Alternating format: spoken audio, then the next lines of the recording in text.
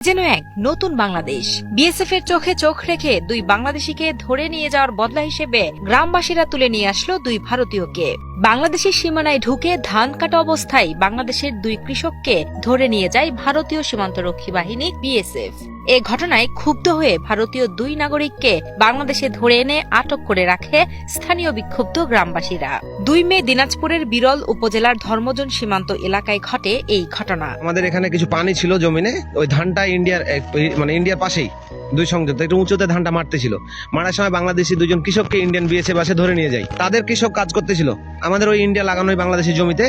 গ্রামবাসী তাদের দুজনকে ইন্ডিয়ান লোককে আবার আমার বাংলাদেশে ধরে নিয়ে আসে। স্থানীয় সূত্রে জানা যায়, বিরল উপজেলার ধর্মপুর ইউনিয়নের ধর্মজন সীমান্তে ধান কাটছিলেন মাসুদ ও এনামুল নামের দুই কৃষক। দুপুর 12টার দিকে 320 মেন পিলারের সাব পিলার 9 ও 10-এর মাঝামাঝি থেকে তাদের ধরে নিয়ে যায় ভারতীয় বিএসএফ।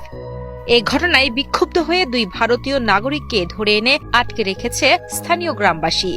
আটক দুই ভারতীয় নাগরিক হলেন অবিনাশ টুডু ও ফিলিপ সরেন। ঘটনা, আমাদের ছেলে পেলে বাংলাদেশে ধান কাটতেছিল। ধান কাটার পর ধান মারতেছিল। ধান মারার সময় বিএসএফ এসে আমাদের ছেলেগুলোকে দুইজনকে ধরছে, বাকি গালা পালাই গেছে। আমাদের লোকজনকে যেমন দুইটা ধরেছে, ওদেরকে আমরা দুইটা ধরে রাখছি। এটা আমরা যেন আমাদের গুলাকে ছাড়ে, ওদেরকে ছাড়ে দেবো, এটা মনে করে আমরা ধরে রাখছি। নাম বলো, কি নাম? অভিনাথ। বাড়ি কোথায়? অনন্তপুর। বাবার নাম কি?